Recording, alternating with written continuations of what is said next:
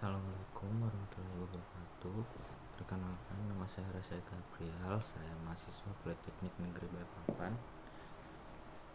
dengan NIM 0120250111, jurusan Rekayasa Elektro, Prodi Sistemati Kereta Cerdas, kelas SI1. Jadi di sini saya akan menjelaskan soal UTS beserta jawabannya. Di sini saya menjelaskan UTS mata kuliah Pendidikan Agama Islam. Oke, untuk soal pertama, jelaskan sumber psikologis, sosial budaya, historis, dan yuridis tentang perlunya pembelajaran di pendidikan agama Islam di perguruan tinggi. Jadi jawabannya itu dari sumber psikologis itu, di luar perbedaan pandangan tersebut terdapat pertanyaan secara psikologis. Manusia itu makhluk teogenetis atau teis, atau artinya makhluk bertuhan, ataukah ateis, tidak bertuhan. Realitasnya ada manusia yang teis dan ada juga manusia yang ateis.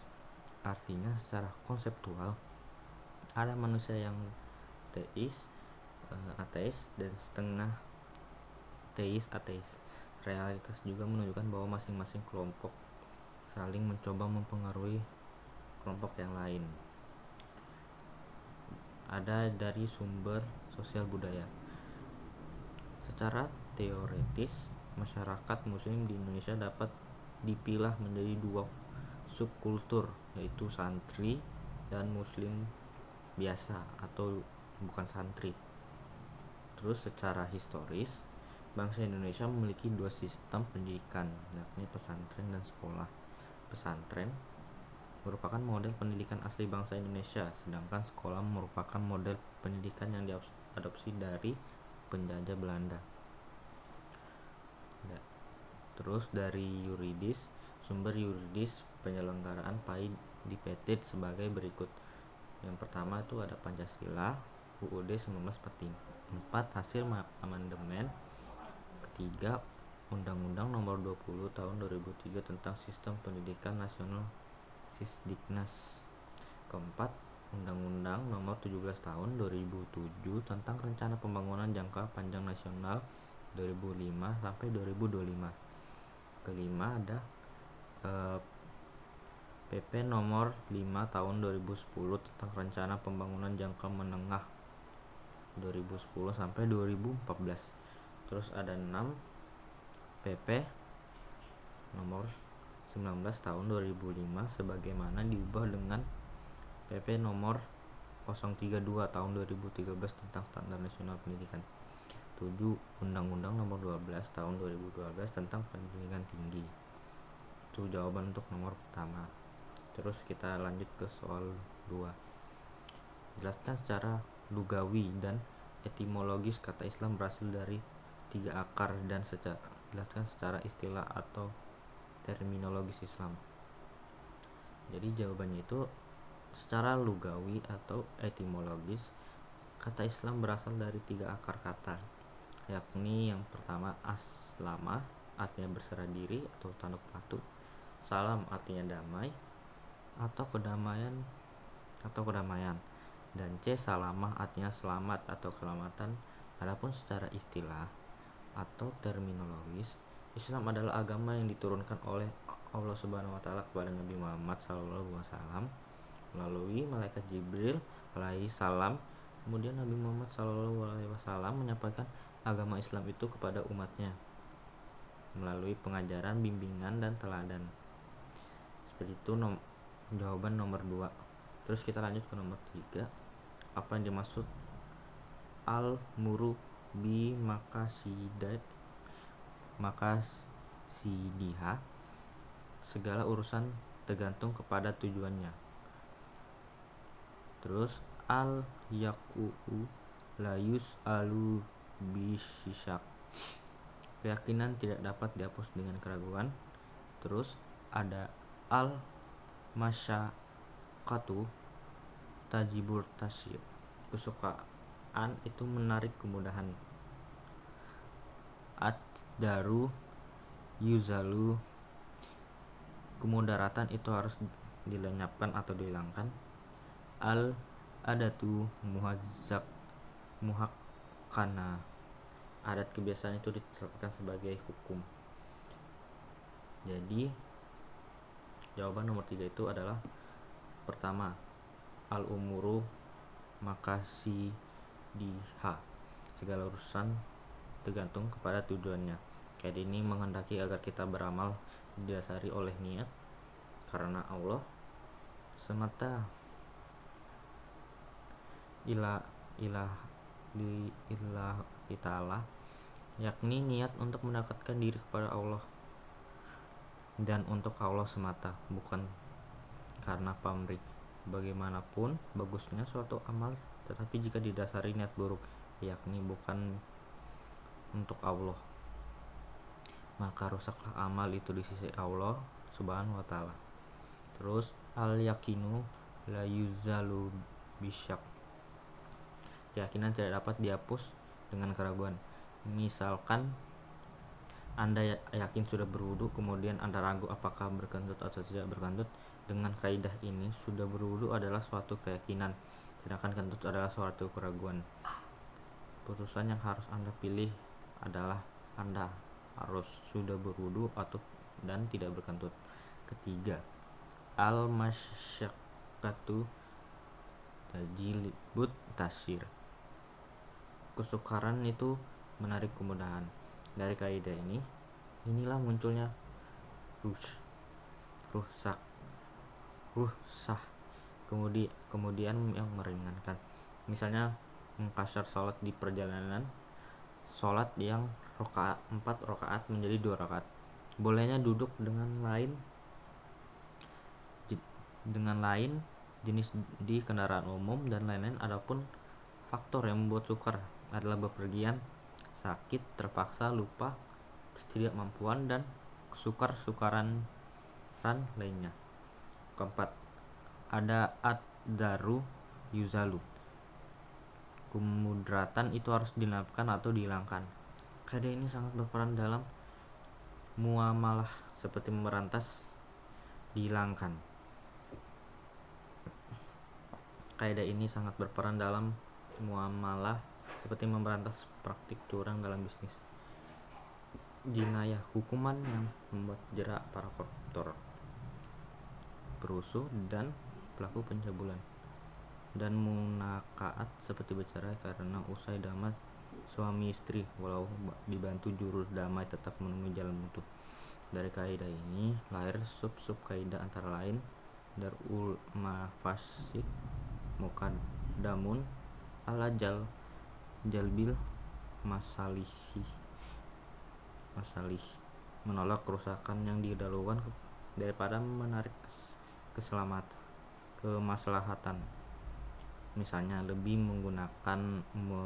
mengutamakan membayar honorarium guru mengaji di masjid-masjid secara wajar dengan mempertimbangkan upah minimum.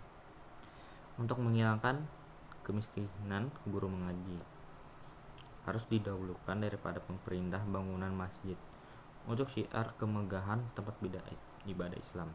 Kelima, ada al-latu mukamah, adat kebiasaan itu disebabkan sebagai hukum. Misal ketika kita sebagai tamu disuguhi makanan, maka kita boleh makan tanpa menunggu dipersediakan oleh tuan rumah, karena adat istiadat menetapkan demikian.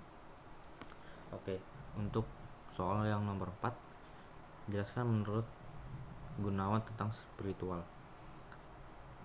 Jawabannya itu, adapun Ginanjar 2004 107 sampai 109 berpendapat spiritual merupakan energi dalam diri yang menimbulkan rasa kedamaian dan kebahagiaan tidak terperi yang senantiasa dirindukan kehadirannya. Oke. Untuk jawaban nomor 5, apa Soal nomor 5, apa yang ditawarkan oleh Syed Hossein Nasir terapi spiritual untuk mengatasi problematika manusia? Sejalan dengan itu, Syed Hossein Nasir juga menawarkan terapi spiritual untuk mengatasi problematika manusia modern. Ia menghimbau manusia modern untuk mendalami dan menjalankan praktik tasawuf, sebab tasawuflah yang dapat memberikan jawaban terhadap kebutuhan spiritual mereka. Itu jawaban untuk nomor 5. Terus yang soal yang nomor 6, apa yang dimaksud dengan akhlak menurut Imam Al-Ghazali? Jadi menurut Imam Al-Ghazali, akhlak adalah bentuk jiwa yang dari munculnya sikap dan perilaku secara spontanitas dan disertai dengan perasaan nikmat dan enjoy ketika melakukannya. Itu nomor 6 jawaban.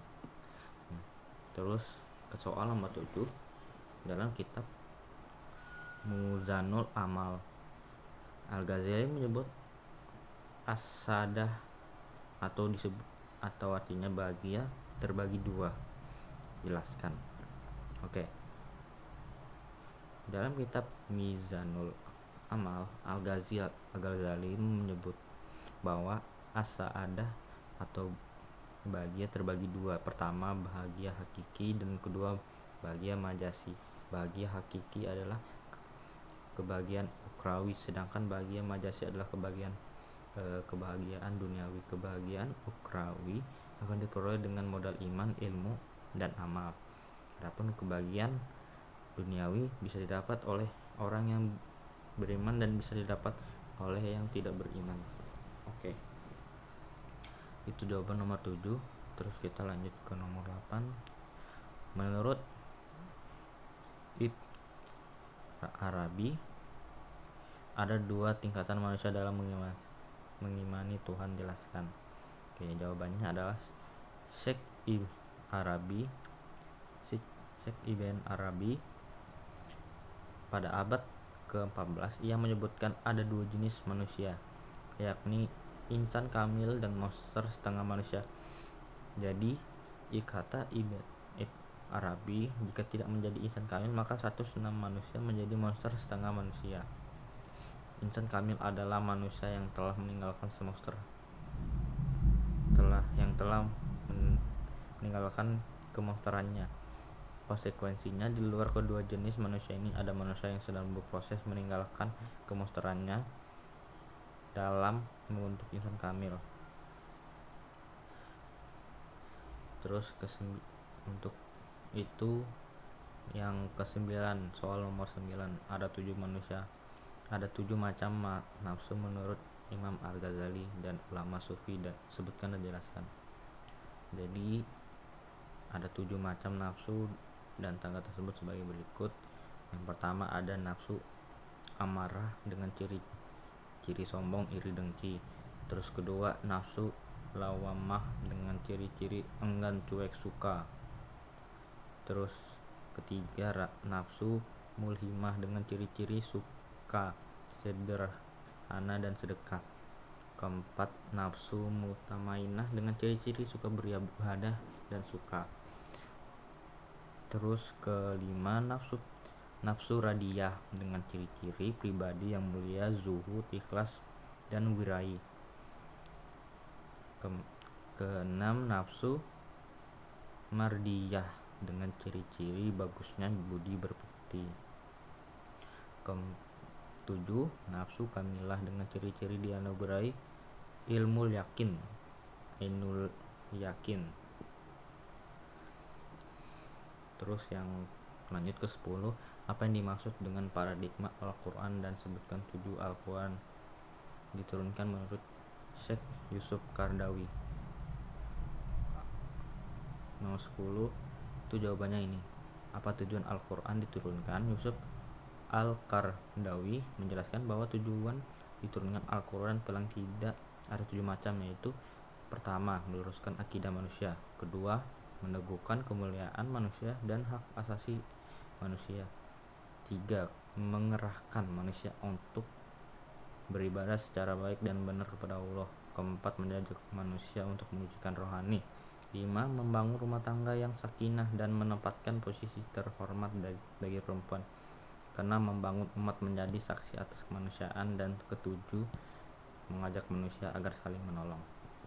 Jadi sekian untuk dari 10 nomor 10 soal UTS pendidikan agama Islam. Sekian dari saya. Jika ada salah kata mohon dimaafkan. Wa taufiq wal hidayah. Wassalamualaikum warahmatullahi wabarakatuh.